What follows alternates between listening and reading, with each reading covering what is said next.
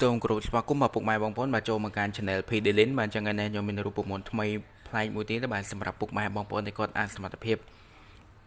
បាទជាពិសេសខាងឪពុកពូរបស់យើងបាទដែលគាត់មានបញ្ហាខ្សោយបាទខ្សោយកម្លាំងក្នុងការរួមភេទបាទរួមភេទបានមិនបានជាយូរបាទឆាប់អស់កម្លាំងអីចឹងបាទអញ្ចឹងថ្ងៃនេះខ្ញុំសូមណែនាំមកគាត់បាទពិសានៅរូបមន្តនេះទៅបាទអញ្ចឹងសម្រាប់រូបមន្តនេះបាទរួមមានខ្ទឹមសបាទខ្ទឹមសជាងហ្នឹងបាទមួយមកបាទហើយនឹងខ្ទឹមក្រហមបាទពងមាន់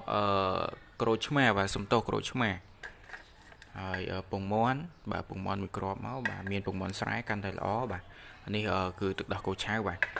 អញ្ចឹងសម្រាប់រូបមន្តរបស់ខ្ញុំមានតែបាទ5មុខហ្នឹងទេបាទអញ្ចឹងឥឡូវយើងកុំឲ្យខាត់ពេលវេលាយើងយូរបាទយើងទៅទស្សនាពីរបៀបបាទធ្វើរូបមន្តនេះទាំងអស់គ្នាបាទអញ្ចឹងឥឡូវយើងចាប់ផ្ដើមធ្វើតែម្ដងទៅបាទយើងចិតខ្ទឹមសមុនមកបាទ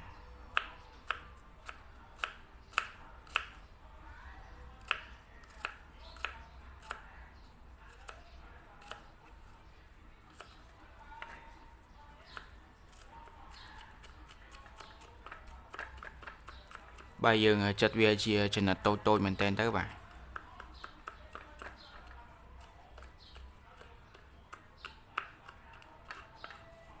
បាទឥឡូវសម្រាប់ខ្ទឹមសខ្ញុំសូមដាក់តែមួយកំពឹសទេបាទសម្រាប់ពុកម៉ែបងប្អូនអរគ្នាអាចដាក់2ទៅ3បានបាទអញ្ចឹងឥឡូវយើងធ្វើការបាទចិតជាមួយនឹងខ្ទឹមក្រហមជាបន្តទៀតមកបាទ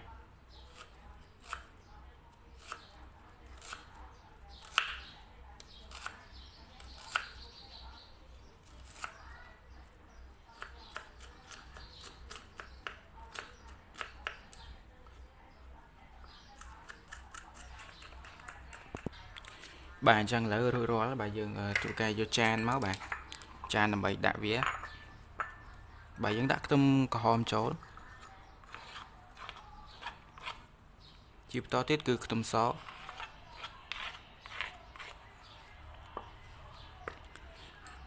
បាទឥឡូវយើង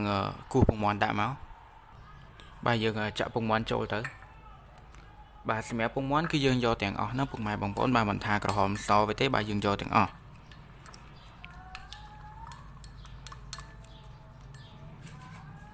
យើងចាក់ទឹកដោះគោឆៅចូលបន្តិចទៅបាទយើងដាក់ប៉ុណ្្នឹងមកហើយយើងកូរវាទៅ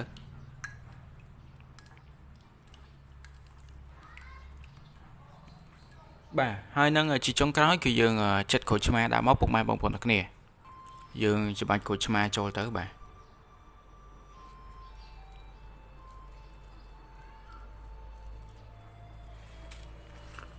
អញ្ចឹងឥឡូវបន្ទាប់ពីយើងបានច្បាច់ក្រូចឆ្មារួចហើយយើងកូរវាមកបាទ